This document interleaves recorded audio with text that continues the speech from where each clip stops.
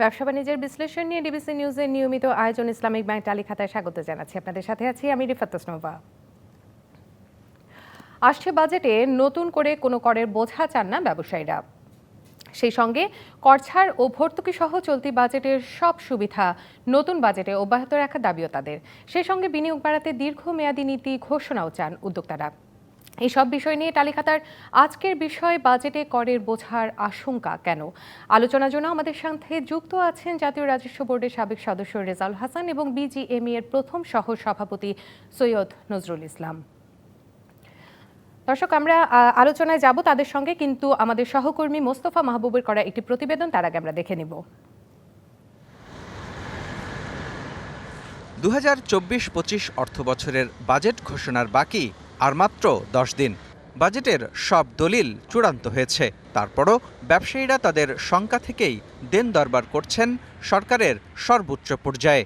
ব্যবসায়ীদের অভিযোগ মূলত জাতীয় রাজস্ব বোর্ডের হয়রানি নিয়ে। সংকটে থাকা ব্যবসায়ীরা নতুন করে আর কোনো করের বোঝা চান না।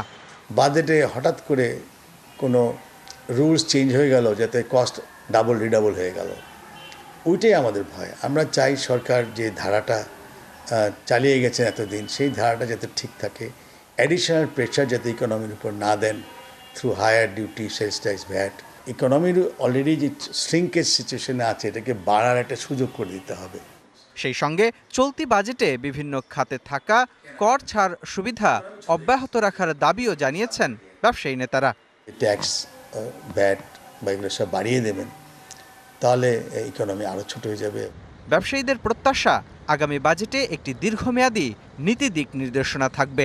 বিদেশি বিনিয়োগ আকর্ষণে সরকারের মনোভাব এবারের বাজেটে প্রকাশের বিকল্প নেই বলেও মনে করেন ব্যবসায়ী নেতারা। 2026-এ আপনার একটা টার্গেট আছে, 2041-এ আপনার একটা টার্গেট আছে।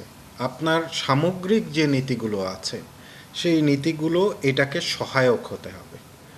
আমরা 100টা ইকোনমিক জোন করেছি। এই 100টা ইকোনমিক জোনে যদি আমাকে দেশি বিদেশি ইনভেস্টর নিয়ে এসে ইনভেস্ট করিয়ে সেটার বেনিফিটটা আমাকে নিতে হয়, তাহলে আমার ওনাকে বুঝাতে হবে যে উনি কেন এখানে ইনভেস্ট করবেন। এবারে বাজেটের আকার হতে পারে প্রায় 8 লাখ কোটি টাকা, যার মধ্যে রাজস্ব আদায়ের লক্ষ্য ধরা হতে পারে প্রায় 5 লাখ কোটি টাকা।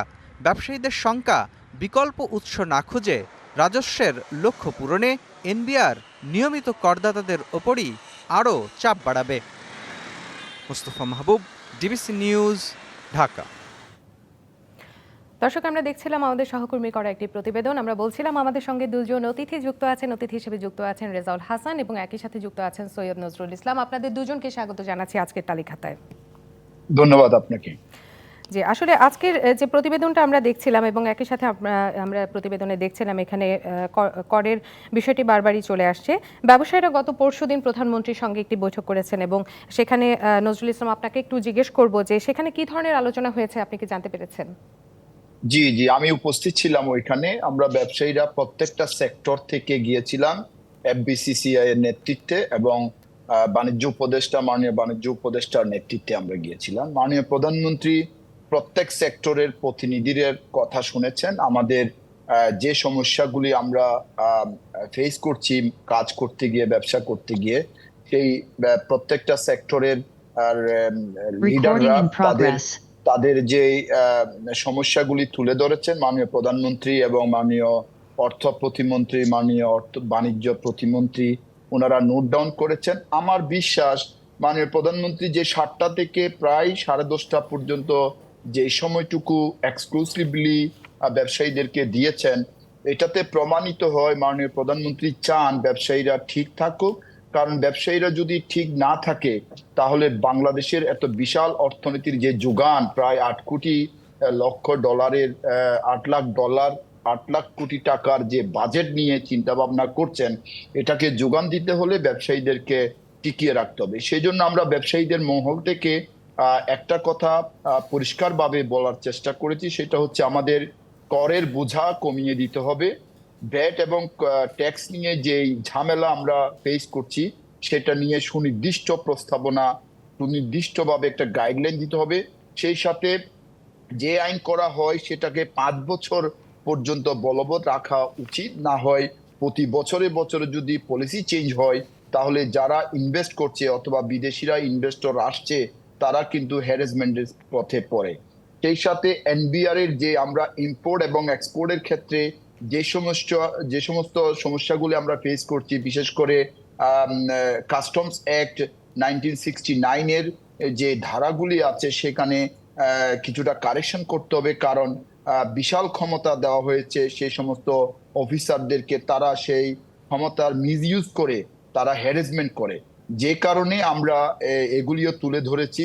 মোটামুটি বলতে পারেন এক্সপোর্ট সেক্টরে আমরা আরএনজি সেক্টর থেকে কথা বলেছি, আমরা আমাদের লেদার সেক্টর থেকে কথা বলা হয়েছে, গোল্ড সেক্টর থেকে কথা বলেছে, আইটি সেক্টর থেকে কথা বলা হয়েছে, আমাদের বিজনেসের যে ইনফ্রাস্ট্রাকচার ডেভেলপমেন্ট, রাস্তাঘাটের যে উন্নয়ন দরকার, পোর্টের যে উন্নয়ন দরকার, সবকিছু মিলে বিস্তারিত আলাপ আলোচনা হয়েছে। আমার বিশ্বাস মাননীয় প্রধানমন্ত্রী যে সমস্ত নোট ডাউন করেছেন, সেটার একটা প্রতিফলন এই বাজেটে আমরা লক্ষ্য করব। এবং আমরা শিওর বলতে পারি, যেহেতু বাংলাদেশের বিশাল একটা ইনভেস্টমেন্ট চলছে কর্মযোগ্য উন্নয়ন কর্মযোগ্য, এই উন্নয়ন কর্মযোগ্য গত 15 বছর ধরে মাননীয় প্রধানমন্ত্রী বঙ্গবন্ধুর কন্যা শেখ হাসিনার হাত ধরে যেভাবে দেশ এগিয়ে যাচ্ছে, যেভাবে অর্থনীতির একটা শক্ত মজবুত ভিতে দাঁড় হয়ে গেছে, সেটা আমরা ফল কিছুটা পিছিয়ে পড়েছি, কারণ কোভিড পরবর্তীতে এবং ইউক্রেন রাশিয়া যুদ্ধের কারণে প্রায় আবার এদিকে আমাদের মিডল ইস্টের যে প্রবলেমগুলি দেখা যাচ্ছে, সবকিছু মিলে ব্যবসায়ীরা কিন্তু আতঙ্কের মধ্যে আছে। এই সময় যদি আমাদেরকে সহযোগিতা করা হয়, নীতি সহায়তা যদি দেওয়া হয়, তাহলে মনে হয় এই যে উন্নয়ন কর্মযজ্ঞ চলছে সেটাকে আমরা সহযোগিতা করতে পারবো, সেটাই আমরা তুলে ধরার চেষ্টা করেছি। জি, আপনারা নীতি সহায়তার দাবি করছেন, সে বিষয়ে আমরা পরবর্তীতে কথা বলবো, কিন্তু তার আগে আমরা একটু চলে যেতে চাই রেজাউল হাসান আপনার কাছে। আমার প্রথম প্রশ্নটি আসলে থাকবে, এনবিআর এর বিরুদ্ধে কিন্তু আমরা সচরাচর শুনে থাকি হয়রানির বিভিন্ন অভিযোগ থাকে, যেটা ব্যবসায়ীরা করেন আর অনেকেই করেন। তো এই বিষয়টি নিয়ে আপনি একটু বলবেন যে এনবিআর এর বিরুদ্ধে এই হয়রানির অভিযোগগুলো কেন? ধন্যবাদ আপনাকে। দেখুন, আমরা যে কর আদায় করি, সেই কর আদায়ের বিষয়টা থেকে যদি আমরা বিবেচনা করি, এটা অত্যন্ত কঠিন কাজ। কারণ হচ্ছে যে মানুষ যখন রোজগার করেন তখন তার পকেটে এই টাকাটা চলে যায়, সেখান থেকে সরকারকে যখন তারা বের করে দিতে চান, তখন কিন্তু তাদের মানসিকতাটা দেশের উন্নয়নের স্বার্থে, বা সরকার আমাকে উন্নয়ন দিচ্ছে, রাস্তাঘাট দিচ্ছে, হাসপাতাল দিচ্ছে, বিদ্যুৎ দিচ্ছে, নানা ধরনের যে সমাধানগুলো সরকার করে যাচ্ছেন, দেশের উন্নয়ন করছেন, সেই বিবেচনায় তিনি কন্ট্রিবিউট করছেন, সেটা অনেকেই চিন্তা ভাবনা করেন না। দ্বিতীয়তটা হচ্ছে যে আমাদের পরোক্ষ কর যেটা, সে পরোক্ষ করটা তারা বিক্রির সময় গ্রাহকের কাছ থেকে তার যে বিক্রয় মূল্য, তার মধ্যে থেকে ভ্যাট বা কাস্টম ডিউটিটা আদায় করে নিচ্ছেন। এই পরোক্ষ করটা যখন তার কাছে চলে যাচ্ছে, তখন সে হিসাব থেকে এটা বের করে দিতেও তারা কষ্টবোধ করেন। তো সেই যে কর প্রদান করবার কালচার বা বাংলাদেশে ট্যাক্স দেবার যে কালচার, সেই কালচারটা এখনো সঠিকভাবে বাস্তবায়ন হয় নাই। দ্বিতীয়ত হচ্ছে যে আমরা আমাদের যে কর আদায় ব্যবস্থা, সেই ব্যবস্থার মধ্যে যে সংস্কার, সেই সংস্কারটাও যথোপযুক্তভাবে আনা সম্ভব হয়নি। যেমন ধরুন, এখন ডিজিটাল যুগ চলছে, সরকারও ডিজিটাইজেশন করতে চান। এই ডিজিটাইজেশন পদ্ধতিটা যদি এমনভাবে বাস্তবায়ন করা যেত যে করদাতাগণ সেই করটা দিতে কোনো কষ্ট পেতেন না, এবং করটা দেওয়ার জন্য তার আগ্রহ থাকতো, এবং তিনি হয়রানি মুক্তভাবে স্বাধীনভাবে করটা দিতে পারবেন। আমরা যেটাকে মাননীয় প্রাক্তন অর্থমন্ত্রীর ভাষায় বলতে চাই যে রাজহাঁসের পালক উঠবে, কিন্তু রাজহাঁস টের পাবে না। এই যে একটা সিস্টেম, এই সিস্টেমটাকে আমরা যেটাকে কর বান্ধব বা ব্যবসা বান্ধব সিস্টেম বলে আসছি, সেটাকে পূর্ণাঙ্গ বাস্তবায়ন করা জরুরি। সেটা যত দ্রুতই বাস্তবায়ন করা যাবে, আমার মনে হয় করদাতাদের পক্ষ থেকে যে হয়রানির অভিযোগ আসে, সেই অভিযোগটা কমতে থাকবে। আরেকটা বিষয় হচ্ছে এই যে দেশের যখন উন্নয়ন বেশি হয়, তখন সরকারের অর্থ যোগানের প্রয়োজনটাও বেশি বা অতিরিক্ত দেখা দেয়। এই অতিরিক্ত অর্থ যোগান করাটা আমাদের যে অর্থনীতির বর্তমান অবস্থা, সেই অবস্থার সাথে অনেক সময় এটা একটু অতিরিক্ত হয়ে যায় বলে অনেকে মনে করেন। ধরা যাক যে এখন আমাদের রাজস্ব প্রবৃদ্ধি হচ্ছে 15%, কিন্তু কর আদায় যারা করেন তাদেরকে যদি 30% বা 35% লক্ষ্যমাত্রা ধার্য করে দেওয়া হয়, তখন তারা এই 30% লক্ষ্যমাত্রা অর্জনের জন্য নানা ধরনের পদক্ষেপ নিয়ে থাকেন। সেই পদক্ষেপগুলা কে অনেক সময় করদাতারা হয়রানি বলে মনে করেন, কিন্তু রাজস্ব কর্মকর্তারা বা রাজস্ব আদায় যারা নিয়োজিত তারা কিন্তু আইনের মধ্যে থেকেই এবং আইনের মধ্যে দিয়েই তারা এইগুলো আদায় করবার চেষ্টা করেন। সেই ক্ষেত্রে অনেক সময় ব্যবসায়ীরা মনে করেন যে এটা বোধহয় তাদেরকে হয়রানি করা হচ্ছে, কিন্তু যারা আদায় করছেন তাদের পক্ষ থেকে যদি আপনি দেখেন আর যারা দিচ্ছেন তাদের পক্ষ থেকে আপনি যদি দেখেন, তাহলে এই জিনিসটা একটা সমান সাযুজ্যপূর্ণ অবস্থানে আসা সম্ভব। কিন্তু ওই যে এটা বললাম যে আমাদের কর বান্ধব পরিবেশ বা ব্যবসা বান্ধব পরিবেশ তৈরি করবার জন্য যে পরিস্থিতি সৃষ্টি করা দরকার সেটা এখনো পূর্ণাঙ্গভাবে বাস্তবায়িত হয় নাই। আমরা আশা করছি যে এই ব্যাপারে এনবিআর ব্যাপক কর্মকাণ্ড হাত জি, রেজাউল হাসান এবং সৈয়দ নজরুল ইসলাম, আমাদের সময় হয়ে গেছে একটি বিরতি নেওয়ার। আমরা কিছুক্ষণের মধ্যে আপনাদের সাথে আবারও ফিরে আসবো। বিরতি নিচ্ছি। ব্যবসা বাণিজ্যের বিশ্লেষণ নিয়ে ডিবিসি নিউজের নিয়মিত আয়োজন ইসলামী ব্যাংক তালিখাতায়, সঙ্গে থাকুন। আবারও স্বাগত জানাচ্ছি ব্যবসা বাণিজ্যের বিশ্লেষণ নিয়ে ডিবিসি নিউজের নিয়মিত আয়োজন ইসলামিক ব্যাংক তালিখাতায়। আজকের আলোচনার বিষয় বাজেটে করের বোঝা আশঙ্কা কেন।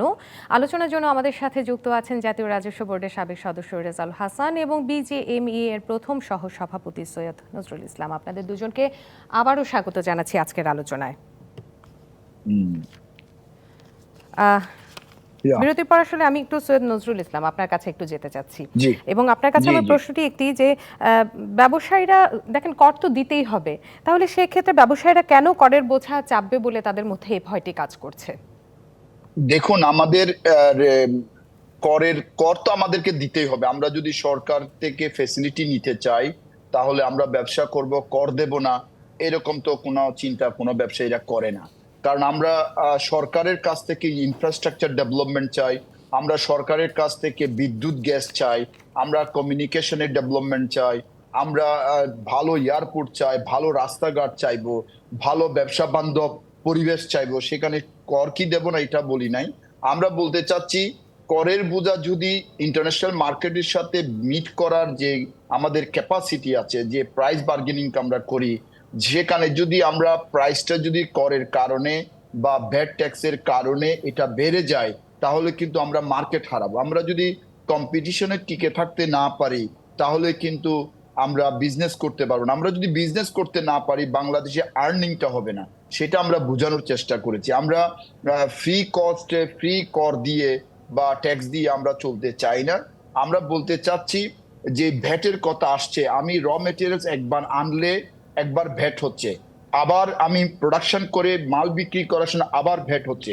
এই যে ভ্যাট টু টাইমস 3 টাইমস করে এটা অলমোস্ট মানে হিউজ পরিমাণে ভ্যাট হয়ে যাচ্ছে একটা প্রোডাক্টের উপর। সেই সাথে আমার যে ট্যাক্সটা দেওয়া হচ্ছে, আমরা যেমন সোর্স ট্যাক্স দিচ্ছি, সেই সোর্স ট্যাক্সটার পরে আমাদের যেমন আমরা আরএমজি সেক্টর এক্সপোর্টের ক্ষেত্রে 1% সোর্স ট্যাক্স দিচ্ছি, সেই 1% সোর্স ট্যাক্স দিয়ে এবং বর্তমানে ব্যাংকের যে ইন্টারেস্ট প্রায় 14% ইন্টারেস্ট, সবকিছু মিলে গ্লোবাল ইকোনমিতে যেভাবে আমাদের প্রবলেম হচ্ছে আমাদের প্রোডাক্ট সেল করতে, আমাদের যে আমাদের রিকোয়ার্ড কোয়ান্টিটি যেহেতু অর্ডার কম আসছে, প্রাইস বেনিফিট আমরা পাচ্ছি না, সেখানে যদি এই মুহূর্তে করের বোঝা আরো বেশি চাপিয়ে দেওয়া হয়, সেই সাথে আবার ভ্যাটের অবস্থা যদি আরো বাড়িয়ে দেওয়া হয় এবং আমাদের কস্ট অফ প্রোডাকশন যদি দিন দিন বেড়েই চলে, জি, সেক্ষেত্রে আপনি যেটা বলেছেন আসলে আমরা তো সবই চাচ্ছি, আমরা উন্নত সবকিছু চাচ্ছি, এবং সেক্ষেত্রে দেখা যায় করটা কিন্তু সরকারের আয় বাড়াতে সহায়তা করে থাকে এবং এই কর কিন্তু আদায় করে থাকেন এনবিআরই। কিন্তু আমরা একটি বিষয় দেখি যে ব্যবসায়ী এবং এনবিআর এর মধ্যে একটি ভুল বোঝাবুঝি তৈরি হয়। রেজাউল করিম, আপনার কাছে একটু যাব,